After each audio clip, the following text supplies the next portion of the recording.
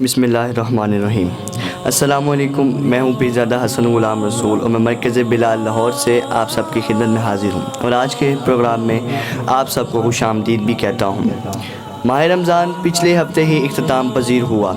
اللہ تعالیٰ کا کرم ہے کہ اللہ تعالیٰ نے ہمیں ایک ایسا مہینہ بھی عطا کیا کہ جس کا ہر ایک پل رحمتوں اور برکتوں سے بھرپور ہے، لیکن رمضان باقی ماہ معظم کی طرح ایک دن ختم ہو جاتا ہے۔ ہم یہ گمان کر لیتے ہیں کہ سارا اسلام رمضان میں ہے، مگر حقیقت تو یہ ہے کہ اسلام میں رمضان ہے، اور اسی طرح اللہ تعالیٰ نے ہمیں باقی 11 مہینے بھی عطا کیے ہیں جو کہ اللہ تعالیٰ کی نوازشوں سے بھرے ہوئے ہیں۔ اب ماہ شوال ہے اور اس مہینے میں اللہ تعالیٰ نے ہمیں ایک ایسا تحفہ اور تہوار دیا کہ جس کو ہم عید الفطر بھی کہتے ہیں، اور یہ بھی باقی مہینوں کی طرح اس میں بھی بہت سی رحمتیں اور نوازشیں اور برکتیں چھپی ہوئی ہیں۔ اب ماہ شوال ہے اور اللہ تعالیٰ نے ہمیں اس مہینے میں ایک ایسا تحفہ اور تہوار دیا کہ جسے ہم عید الفطر کہتے ہیں، اور یقیناً اس ماہ میں بھی بہت سی رحمتیں چھپی ہوئی ہیں، اور انہی چھپی ہوئی رحمتوں کو ظاہر کرنے کے لیے ہمارے ساتھ موجود ہیں مشہور عالم دین اسکالر علامہ پیر شفاعت رسول۔ میں ان کو پروگرام میں تہہ دل سے خوش آمدید کہتا ہوں اور آج کے پہلے سوال کی طرف بڑھتا ہوں کہ علامہ صاحب، ماہ شوال میں عید ملی تو اس عید کا کیا مقصد ہے اور آپ نے اس عید کو کیسے گزارا؟ بسم اللہ الرحمن الرحیم۔ عید الفطر ماہ رمضان کے اختتام پر اور شوال کے آغاز پر علامت پیار کا تہوار، فرحت و مسرت کا تہوار اللہ تعالیٰ نے عطا فرمایا، اور یقیناً اس سے بڑی کیا خوشی ہوگی ایک مسلمان کے لیے کہ وہ پورا ماہ رمضان بھوک اور پیاس کو اللہ کی رضا کے لیے برداشت کرتا ہے، دن کو محنت مزدوری رزق کمانا، رات کو جاگنا، قرآن پاک کی تلاوت کرنا، نوافل پڑھنا، تراویح پڑھنا، گرمی سردی ان سب چیزوں کو برداشت کرتے ہوئے انسان ماہ رمضان گزارتا ہے۔ تو جب انسان اس طرح اللہ کی رضا کے لیے ہر مشقت ہر مجاہدہ کرتا ہے ماہ رمضان میں، تو رب العالمین نے اس مشقت اور مجاہدہ کے اختتام پر اسے ایک انعام عطا فرمایا، اور وہ انعام عید الفطر ہے۔ ماہ شوال کی عظمت اور فضیلت اور بزرگی اس وجہ سے ہے کہ اس کے آغاز میں مسلمانوں کی 2 عیدوں میں سے ایک عید کا انعقاد ہے، اور وہ یکم شوال ہے۔ باقی رہا آپ کو یہ سوال کہ میں نے کس طرح عید گزاری۔ آج سے نہیں، میں نے جب سے شعور سنبھالا ہے، میں نے زندگی میں کبھی نئے کپڑوں کے ساتھ عید نہیں کی۔ یہ حکم ہے کہ نئے کپڑے پہنو یا دھلے ہوئے صاف ستھرے کپڑے پہنو، مگر میں صاف ستھرے دھلے ہوئے کپڑے پہن کے نماز عید ادا کرتا ہوں۔ اس کی وجہ کہ کئی برس پہلے جب زمانہ طالب علمی تھا، بلکہ زمانہ طالب علمی اختتام کی طرف جا رہا تھا، میں اپنی تعلیم مکمل کر رہا تھا، تو میں نے اس زمانے سے خطبہ جمعہ اور خطبہ عید شروع کیا تھا۔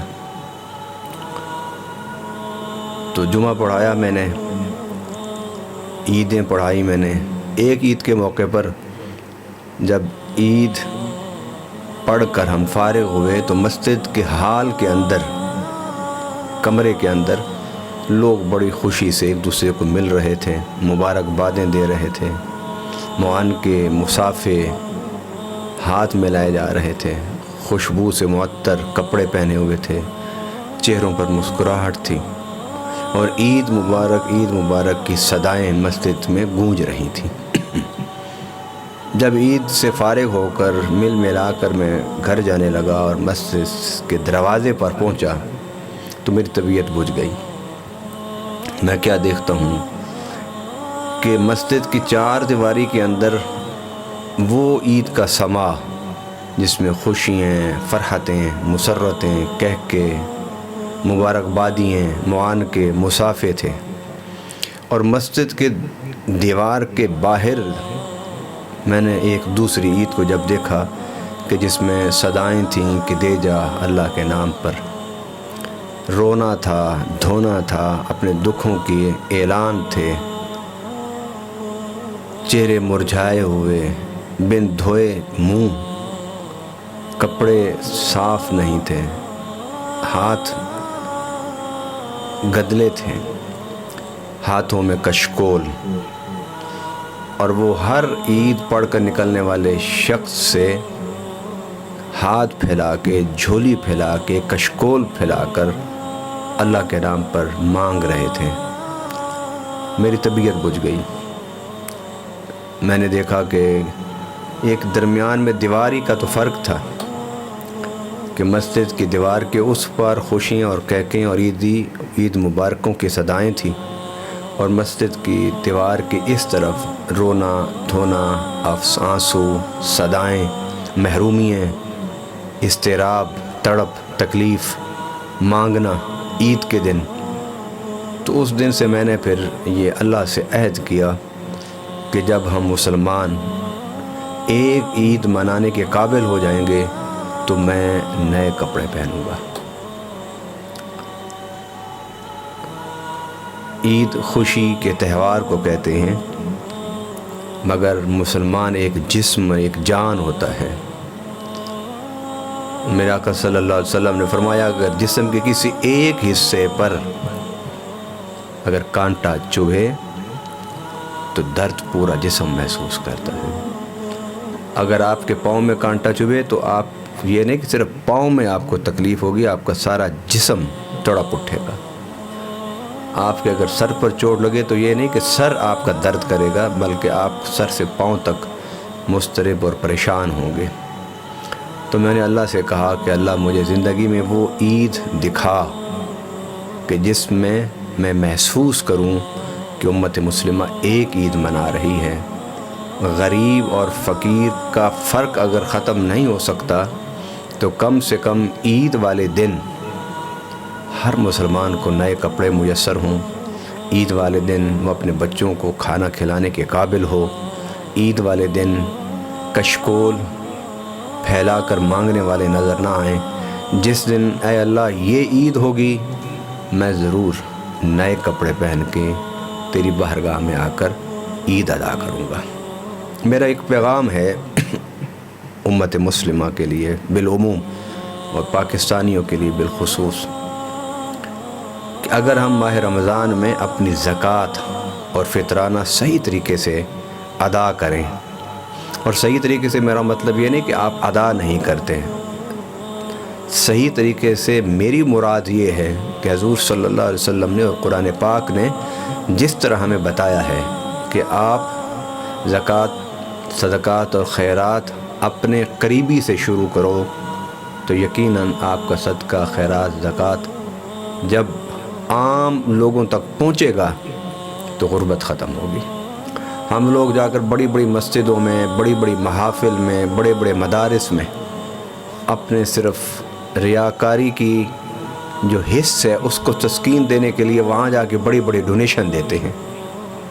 ہمیں پتہ ہوتا ہے کہ وہاں ہمارا نعرہ لگے گا، ہمارا اعلان ہوگا، لوگ سخی سخی کی صدائیں لگائیں گے، میری برادری کو، میرے قبیلے کو، میرے خاندان کو، میرے علاقے کو پتہ چلے گا کہ میں بڑا خرچ کرتا ہوں۔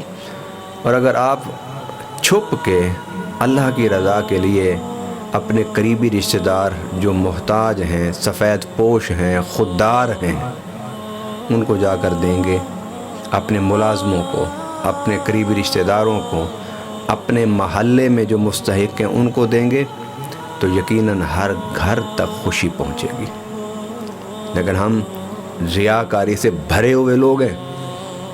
ہم قرآن اور حدیث اور سنت اور مسلمان اور مومن ہونے کا دعویٰ تو ضرور کرتے ہیں، مگر اپنے ریاکاری کی جذبات کو قابو کر کے اپنے پیسے کو اس طرح دینے کے حوصلہ نہیں رکھتے کہ جس طرح میرے آقا نے فرمایا تھا کہ اگر تو دائیں ہاتھ سے دے رہا ہو تو تیرے بائیں ہاتھ کو بھی خبر نہ ہو.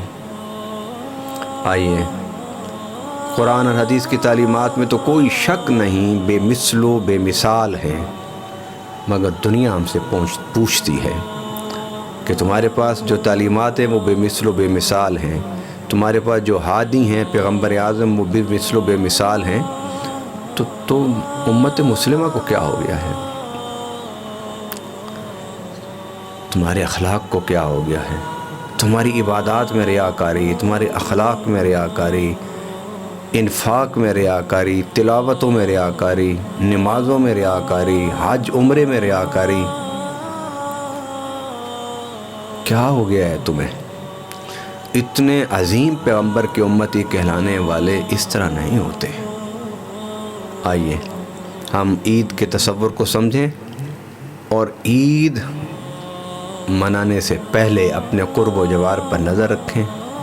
جہاں محرومیاں ہوں وہاں پر اپنی زکوٰۃ، اپنے فطرانہ، اپنے صدقات پہنچائیں تاکہ عید والے دن مسجد کے اندر اور باہر، گھروں کے اندر اور باہر، ہر جگہ ایک ہی عید ہو کہ ہر چہرہ اجلا ہو، ہر شخص نے صاف کپڑے پہنے ہوں اور اپنے گھر میں بچوں کے ساتھ.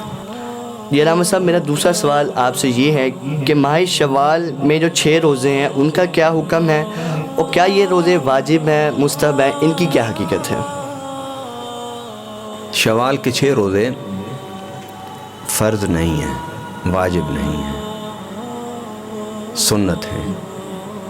نبی پاک صلی اللہ علیہ وسلم کی ایک حدیث مبارک ہے، آپ فرماتے ہیں کہ جو شخص 6 روزے رکھے، قیامت کے دن جب وہ شخص اٹھے گا اللہ کی بارگاہ میں تو اس کے نامہ اعمال میں لکھا ہوگا کہ یہ صائم الدہر ہے، کہ اس نے پوری زندگی کوئی دن خالی نہیں چھوڑا، ساری زندگی اس نے روزے رکھے. میرے آقا صلی اللہ علیہ وسلم نے اس مقام پر کچھ اور بھی ہماری ہدایت کے لیے ارشاد فرمایا، اور وہ یہ کہ جو شخص رمضان سے رمضان یعنی ہر رمضان کے روزے رکھے، اور جو شخص ہر ماہ میں 3 روزے رکھے، قیامت کے دن اللہ تعالیٰ اس کو ان لوگوں میں کھڑا کرے گا جن لوگوں نے پوری زندگی روزے رکھے ہوں گے. اب یہاں پر یہ ایک حقیقت آپ کو بھی سمجھ لینی چاہیے، اور صرف سننا ہی کافی نہیں ہوتا، سمجھنا، اس کا ادراک کرنا، اس کا احساس کرنا، اسے دل میں بٹھانا، یہ سب چیزیں ضروری ہوتی ہیں ہدایت کے لیے. اگر سننا ہی کافی ہوتا تو اس پر سوچا نہیں، ادراک نہیں حاصل کیا، اس احساسات کو اپنے دل اور دماغ میں نہیں اتارا، اس لیے ہدایت نہیں پا سکے. ہدایت کے لیے ضروری ہے کہ انسان سنے، سوچے، سمجھے اور اسے اپنے دل اور دماغ میں اتارے. اب آپ کے لیے یہ گفتگو آپ کے علم میں اضافے کا تو باعث ہوگی، مگر انشاءاللہ تعالی اللہ آپ کو زندگی دے، آپ جئیں اگلے رمضان کے انتظار میں، پھر وہ رمضان پائیں تو پھر اس رمضان کے ختم ہونے پر 6 روزے شوال کے ضرور رکھیے، کیونکہ ساری زندگی کا ثواب ہے، ساری زندگی روزے دار ہونے کا ثواب. اور اس کے ساتھ میرے آقا نے فرمایا کہ اگر کوئی ایک ماہ میں 3 روزے رکھے تو اس کو 30 دن روزوں کا ثواب اللہ عطا فرمائے گا. اس کی وجہ پوچھی صحابہ کرام نے تو میرے آقا صلی اللہ علیہ وسلم نے فرمایا کہ رب کہتا ہے من جاء بالحسنۃ فلہ 10 امثالھا، کہ جو ایک نیکی کا کام کرے گا اللہ اسے 10 اجر عطا فرمائے گا. تو آپ کا ایک روزہ 10 دن کے برابر، اور 3 روزے 30 روزوں کے اجر کے برابر ہوں گے. اور ویسے بھی ڈاکٹر کہتے ہیں کہ کم کھانا صحت کی علامت ہے، صحت کی دلیل ہے، صحت کے لیے بنیاد ہے، زیادہ کھانا نہیں۔ اس لیے کہ میرے آقا صلی اللہ علیہ وسلم کی بارگاہ عالیہ میں کسی بادشاہ نے ایک حکیم بھیجا کہ یہ کا علاج کریا کرے گا۔ اس کو 2-4 ماہ گزر گئے تو کوئی بھی مدینہ میں مسلمان بیمار نہ ہوا۔ تو اس نے بالآخر حضور کی خدمت میں حاضر ہو کے عرض کی حضور مجھے اجازت دے دیں کہ میں واپس چلا جاؤں۔ میرے آقا نے فرمایا کسی نے تمہیں تنگ کیا ہے یا کوئی یہاں پریشانی ہے؟ اس نے کہا حضور کسی نے تنگ نہیں کیا، کوئی پریشانی نہیں ہے، میں اپنے وطن جا کے لوگوں کی خدمت کرنا چاہتا ہوں، یہاں تو فارغ بیٹھا ہوا ہوں۔ میرے آقا نے اسے اجازت دے دی۔ اس نے جاتے ہوئے پوچھا کہ مجھے صرف اتنا بتا دیں کہ یہ مدینہ میں رہنے والے جو آپ کے صحابہ ہیں، غلام ہیں، یہ بیمار کیوں نہیں ہوتے؟ تو میرے آقا صلی اللہ علیہ وسلم نے فرمایا میں نے انہیں چند اصول سکھائے ہیں۔ پہلا اصول یہ ہے کہ اس وقت تک نہ کھاؤ جب تک شدت کی بھوک نہ ہو، اور دوسرا اصول یہ ہے کہ جب کھانا شروع کرو آدھی بھوک چھوڑ کے اٹھ جاؤ۔ بس اس اصول پر عمل کرو، کبھی بیمار نہیں ہوگے۔ اس لیے روزہ رکھنا یہ انسان کی صحت کے لیے مفید ہے۔ اور ویسے بھی اگر آپ انسانی زندگی کو دیکھیں، اس کی روٹین کو دیکھیں، اس کا اٹھنا بیٹھنا، کھانا پینا، سونا جاگنا دیکھیں تو اس کے اندر روزہ موجود ہے۔ انسان جاگتا ہے تو کھاتا ہے نا، سوتے ہوئے تو نہیں کھاتا۔ ایک نوجوان، ایک بچہ کم سے کم 7-8 گھنٹے سوتا ہے، اب وہ 7-8 گھنٹے سو رہا ہے، نہ کوئی کھا رہا ہے نہ کوئی پی رہا ہے، وہ تو روزے کی حالت میں ہے۔ وہ تو روزہ انسان کے لیے نقصان دہ نہیں ہے، فائدہ مند ہے، روحانی طور پر بھی، دینی طور پر بھی، جسمانی طور پر بھی۔ بہت بہت شکریہ علامہ صاحب آپ کے ٹائم کا۔ اللہ تعالیٰ سے یہی دعا ہے کہ اللہ تعالیٰ ہمیں زیادہ سے زیادہ اپنی عبادت میں مشغول رکھے اور ہر لمحے اپنے سے قریب کرتا جائے۔ یہ ہمارا سنڈے اسپیشل پروگرام ہے جو کہ ہر ہفتے ہماری فیس پیج مرکز بلال پر نشر ہوتا ہے۔ آپ اسے زیادہ سے زیادہ شیئر کریں اور زیادہ سے زیادہ لوگوں تک پہنچائیں۔ انشاءاللہ اگلے ہفتے ملاقات ہوگی ایک نئے موضوع کے ساتھ۔ جب تک کے لیے اپنی دعاؤں میں یاد رکھیے گا۔ اللہ حافظ۔